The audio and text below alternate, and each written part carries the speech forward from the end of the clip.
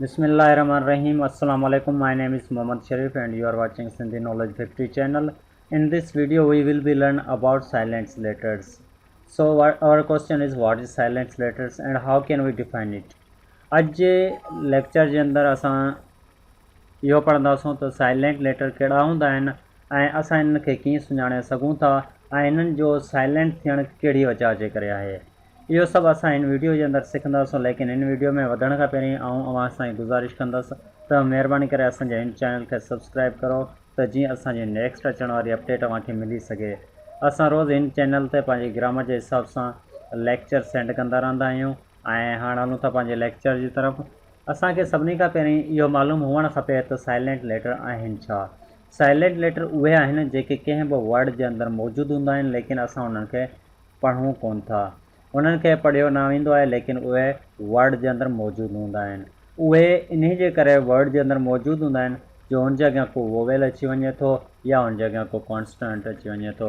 अॼु जी वीडियो जे अंदरि असां बी ई जी जी एच एच के एल एम एन पी ऐं डब्ल्यू जे मुतालिक़ सिखंदासूं त इहे साइलेंट लेटर कीअं थींदा आहिनि ऐं इहे असां कहिड़े लफ़्ज़नि में इहे साइलेंट लेटर थींदा आहिनि ऐं इन्हनि जी वजह कहिड़ी आहे, कहिड़े कारण इहे साइलेंट थींदा आहिनि।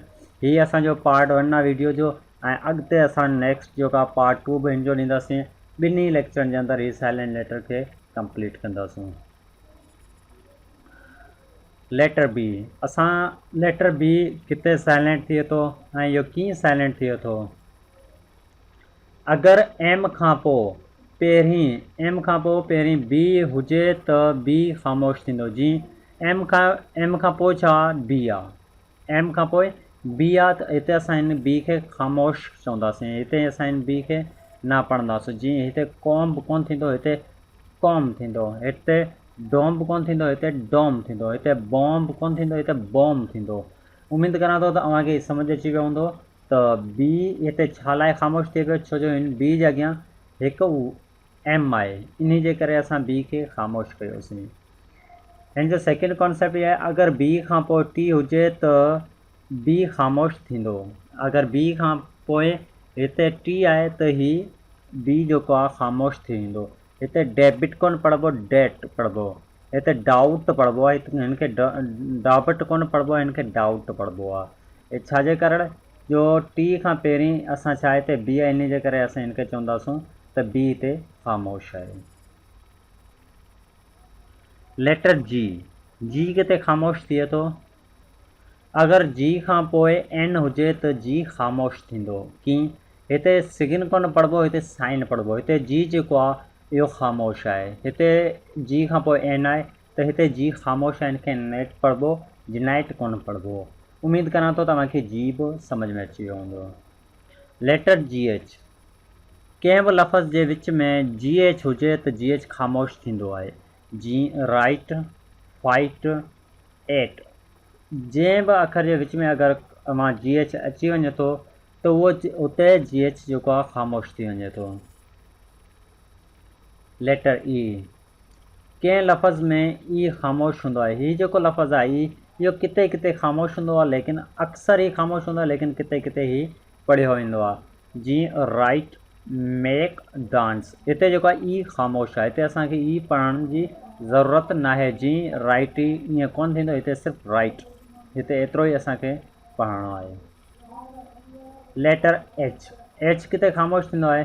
अगरि एच खां पोइ ओ हुजे ऐं लफ़्ज़ कॉन्स्टेंट ते ख़तमु हुजे त असां एच खे न पढ़ंदासीं। अच्छा, कीअं, हीअं ॾिसो, और ऑनेस्ट, हिते छा आहे लफ़्ज़ आख़िर में छा आहे आर आहे, हिते आर आहे, हिते टी आहे। हीअ छा आहिनि कॉन्स्टेंट आहिनि, इन जे करे असां हिते एच खे ख़ामोश कयोसीं।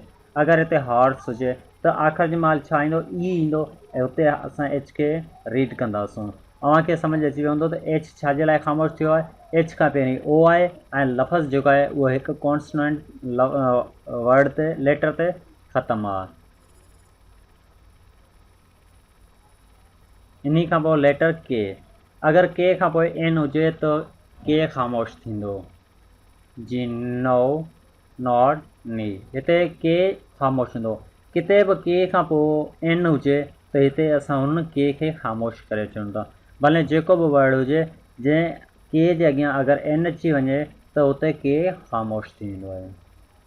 लेटर एल, अगरि ए खां पोइ एल हुजे त एल ख़ामोश थींदो। जीअं टाक, वाक, हाफ, हिते टाल्क कोन पढ़िबो, हिते टाक पढ़िबो, हिते वाल्क कोन पढ़िबो, हिते वाक पढ़िबो। एल खां पहिरीं छा आहे, ए आहे, इन जे करे असीं छा कंदासूं, ए खे पढ़ंदासीं लेकिन एल खे साइलेंट करे छॾंदासीं। लेटर एन, अगरि एम खां पोइ एन हुजे त एन ख़ामोश थी वेंदो। डैम, अटम, कॉलम, हिते ना, हिते एन जेको आहे इहो हिते कोन पढ़णो आहे।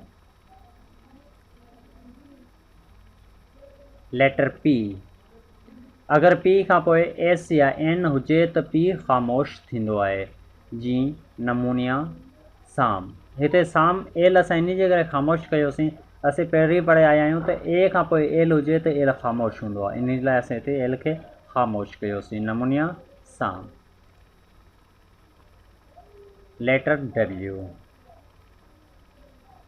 अगरि डब्ल्यू खां पोइ आर हुजे त डब्ल्यू ख़ामोश थींदो।